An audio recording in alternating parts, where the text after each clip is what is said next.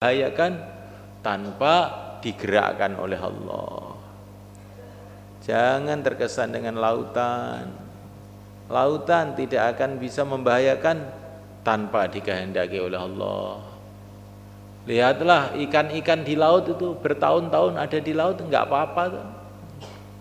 Lihatlah kapal-kapal di laut bertahun-tahun di laut, enggak apa-apa tuh.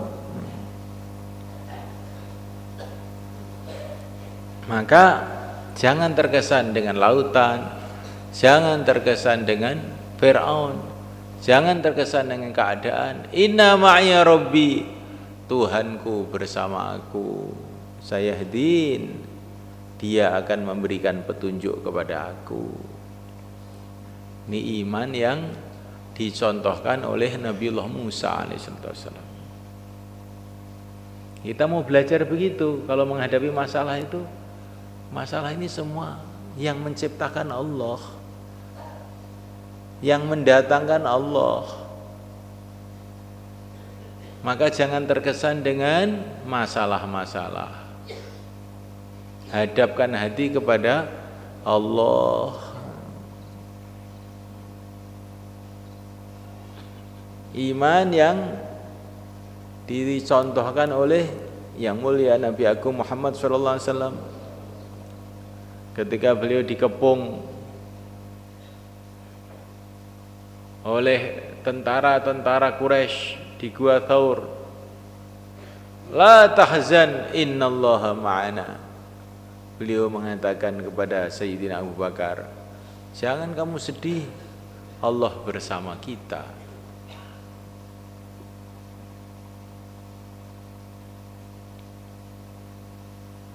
Ini iman kepada Allah, iman kepada negeri akhirat, iman kepada negeri akhirat.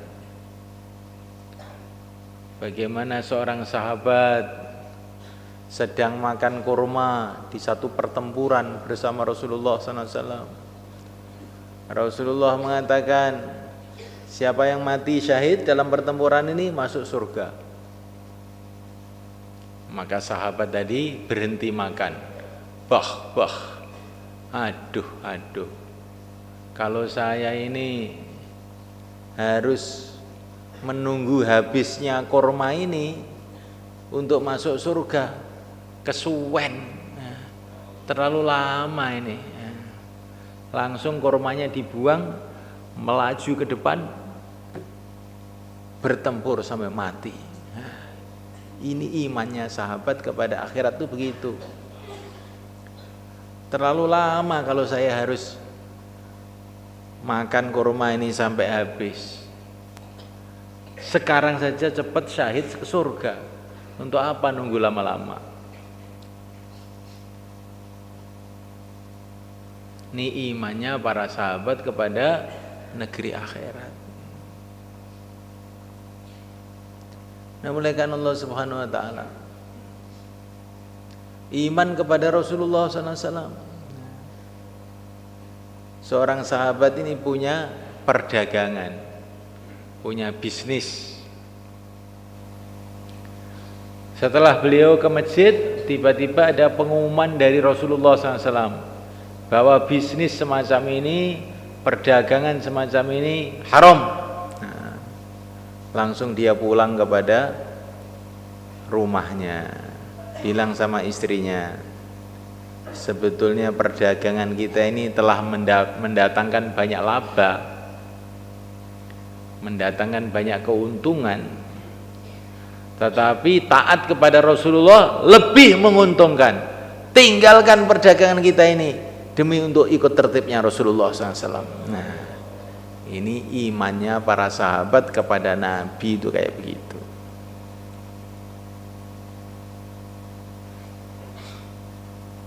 Memang ini menguntungkan, tapi taat kepada Rasulullah lebih lagi menguntungkan.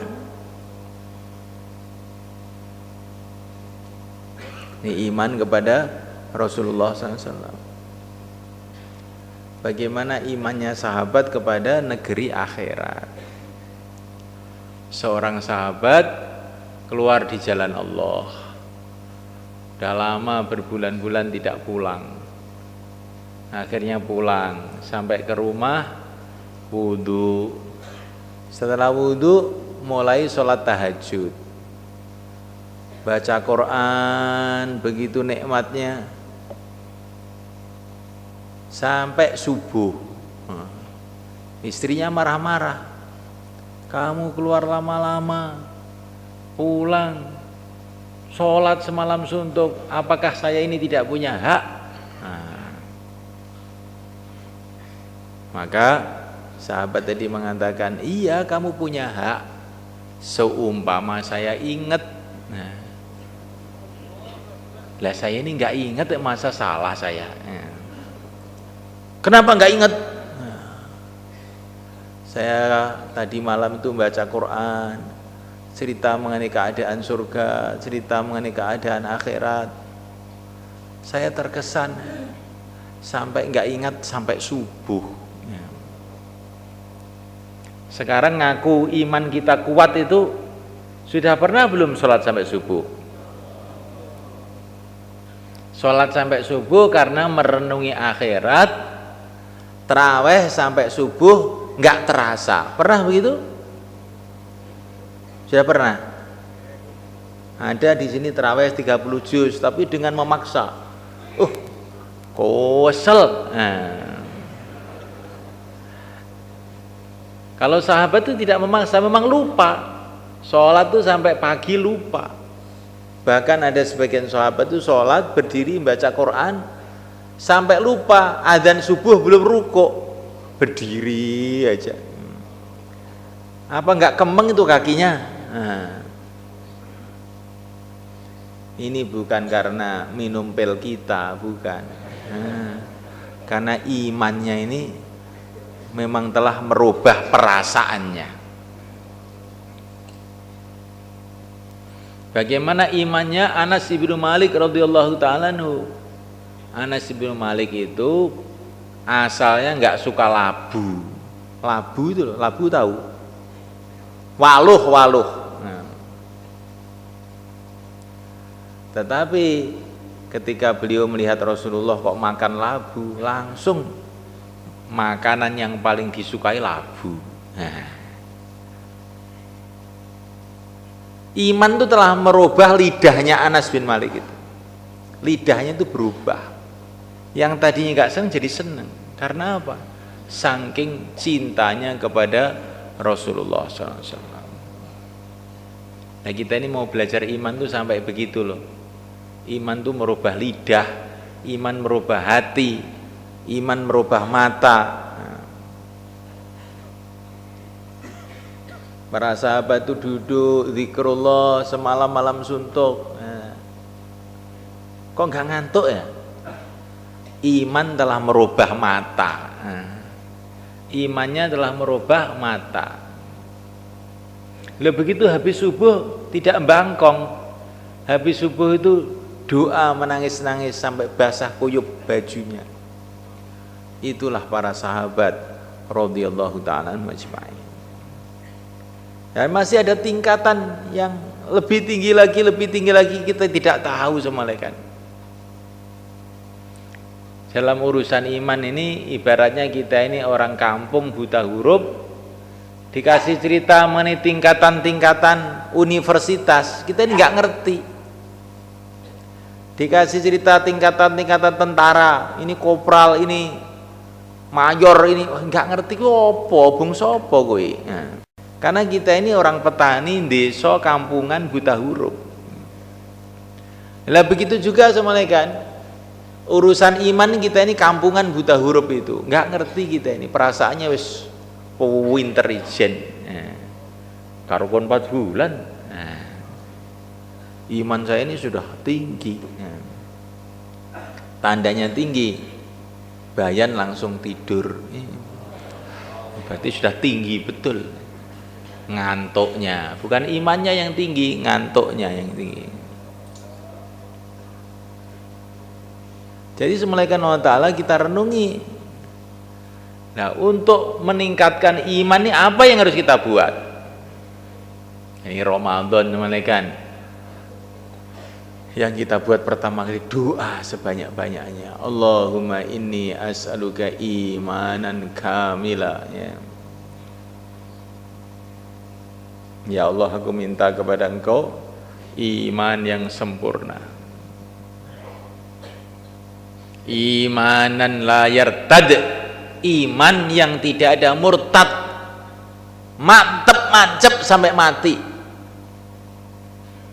Imanan laisa ba'dahul kufru abada, iman yang tidak akan ada kufur selama-lamanya. Ini yang kita minta. Hari-hari minta itu. Kita ini banyak minta supaya anak soleh. Bagus. Itu termasuk diperintahkan oleh Allah juga. Minta rizkinya barokah. Bagus. Minta ini, minta ini, minta ini. Minta jodoh. Nah. Tiap hari itu ada aja orang minta doa supaya minta mudah jodoh. Nah. Minta supaya sehat, ya bagus, tidak salah. Kita ini minta kepada Allah sampai perkara-perkara yang kecil pun tidak salah, karena perkara yang kecil itu pun kalau Allah tidak berikan juga nggak akan bisa kita ini.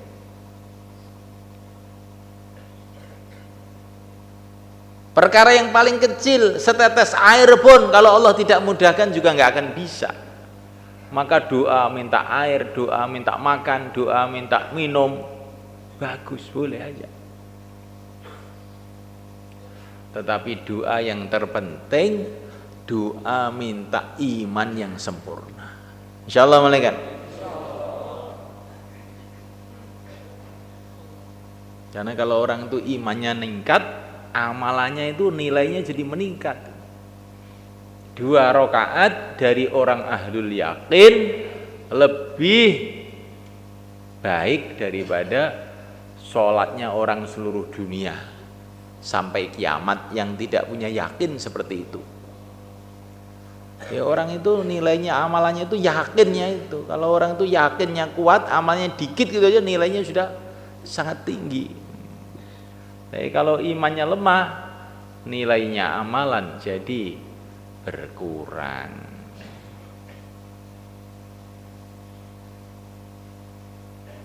Kemudian yang kedua, assalamualaikum, supaya iman kita ini tambah meningkat, apa?